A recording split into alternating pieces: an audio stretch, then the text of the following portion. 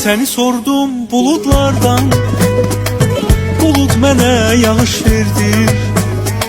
Seni sordum yağışlardan, her damlası tanış geldi. Seni sordum dalgalardan, gelip geçen ilk bahardan, kim olmayan arzulardan